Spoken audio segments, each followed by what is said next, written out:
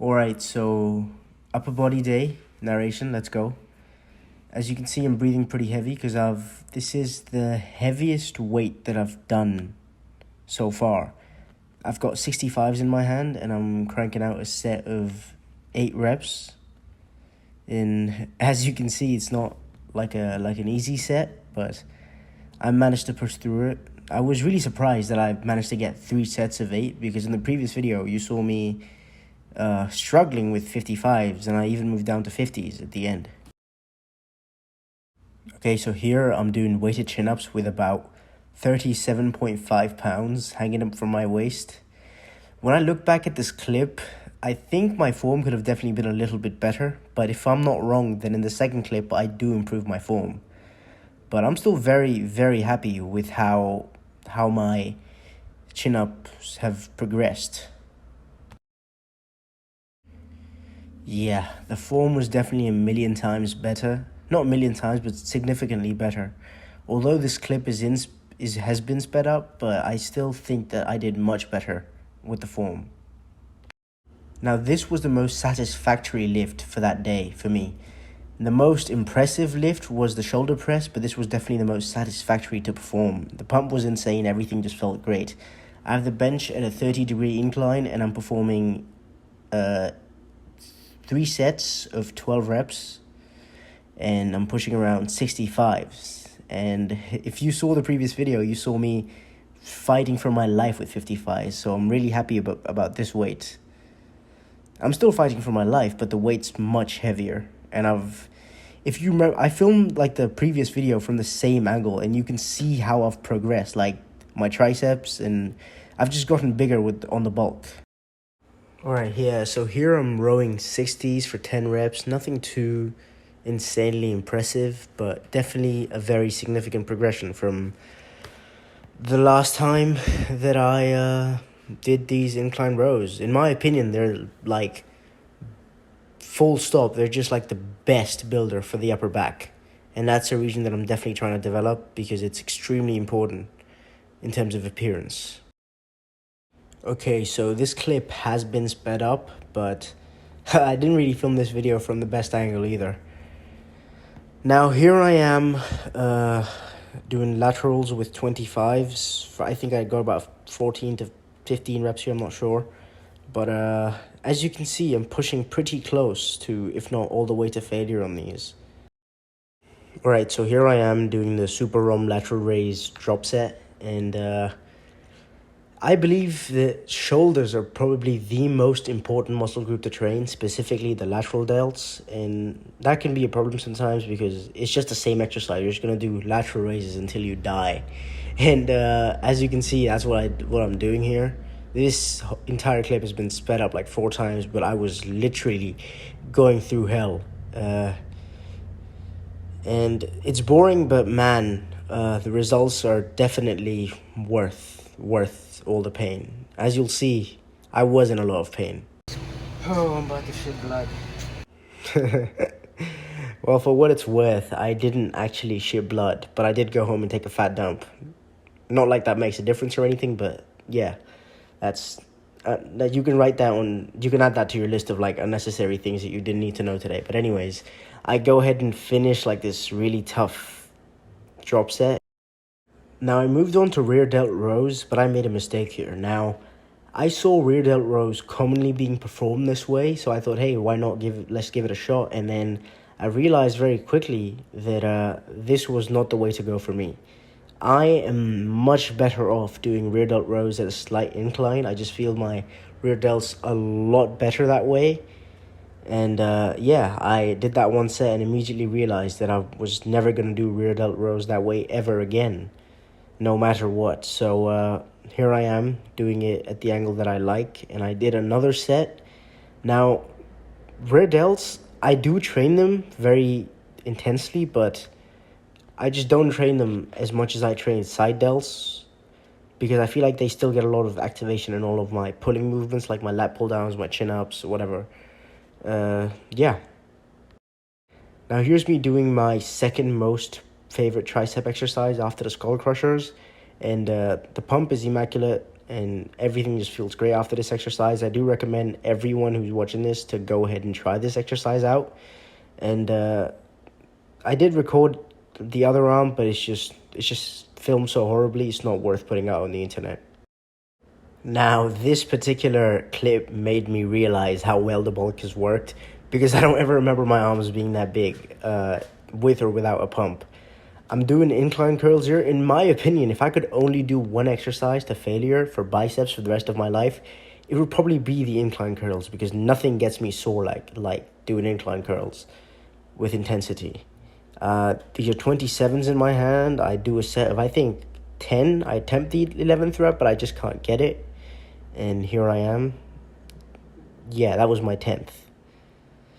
Try for another one, and it just, yeah. Alright, so here's a less appealing angle of the same exercise.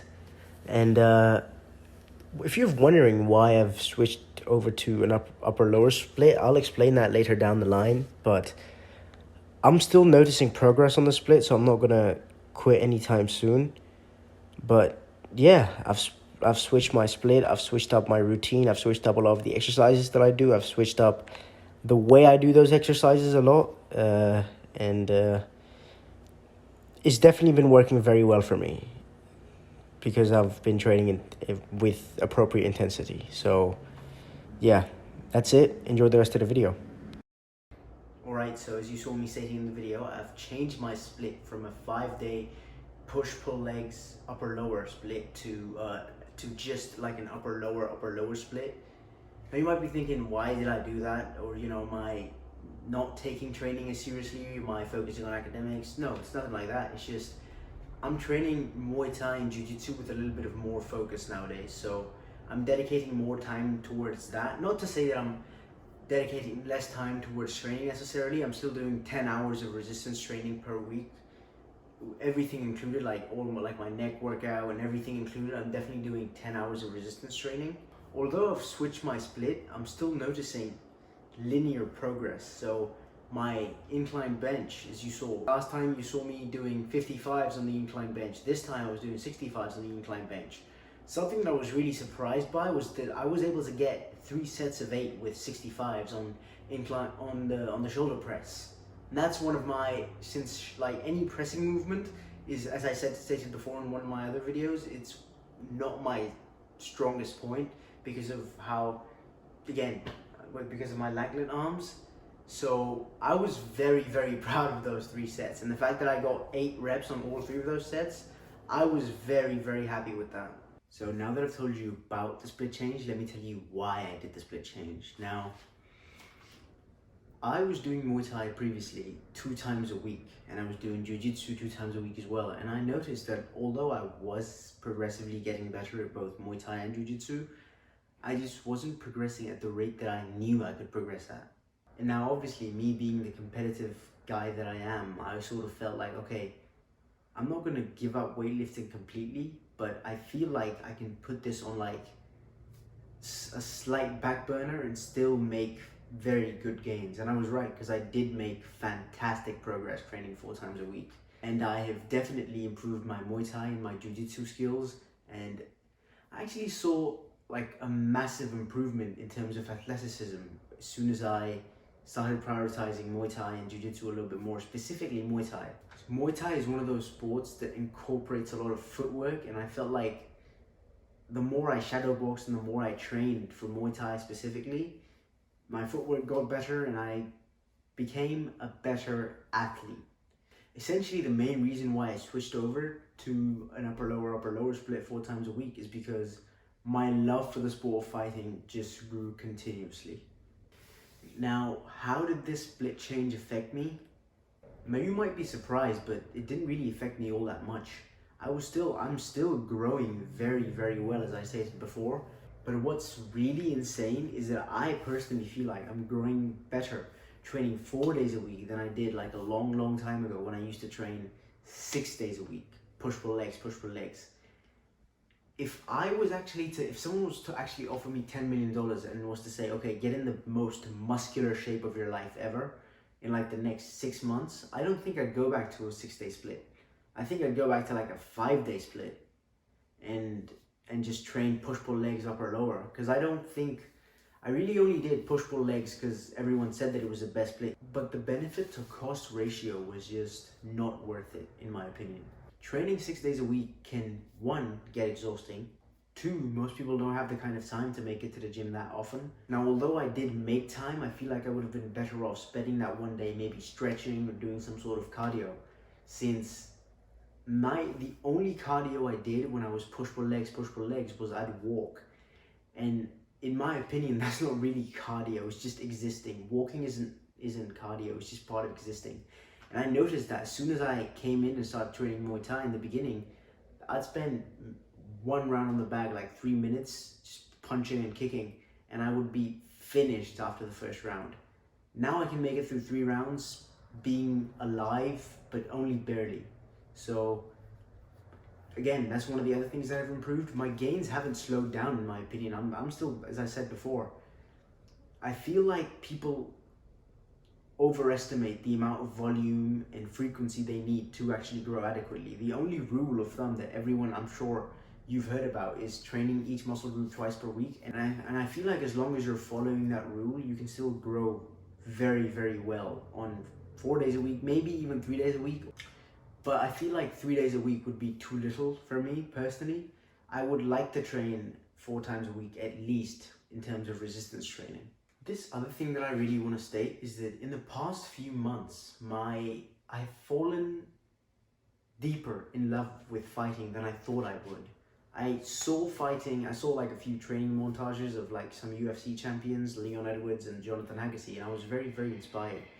But I never thought I'd like it as much as I like it now.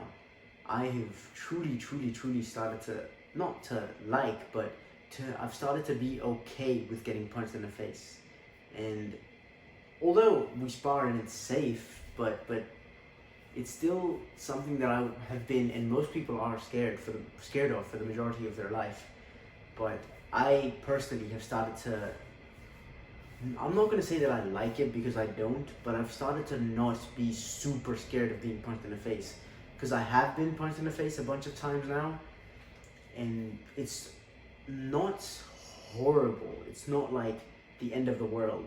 If anything, it hurts more to get punched in the body than get punched in the face. To end off this video, I'd like to make a slight recommendation to anyone that's watching that's specifically that's in high school. If you have the opportunity to enroll into a sport that you are interested in, please do it. Do not become one-dimensional with your fitness. Don't just like push-pull legs, train in the gym, resistance training. I feel like you're wasting a lot of your physical potential that way. Because if I had wrestling in my school, I'd be doing it. To be honest, if I had wrestling in my school, I'd drop jiu-jitsu and do wrestling in Muay Thai. But unfortunately, I don't have wrestling in my school. But if you're into football or tennis or whatever it is that you're into, get into it. Don't just train purely in the gym, because I feel like it is a massive opportunity that you're missing out on, specifically in high school, to not be in a sport. Ideally, I'd recommend, if you're into weightlifting, I think that you'd like a sport that requires a lot of grit. So for me, in my opinion, that's always going to be wrestling. But if your school, like mine, doesn't have wrestling and you're on the unlucky side, get into fighting. I mean, fighting it's a fantastic sport. I would recommend every guy to at least try 3 months of training for whatever it is, boxing, Muay Thai, kickboxing, any striking-based martial art, basically. It's fantastic. That's all I'd like to say for this video. Let's see how the split goes, and see you soon.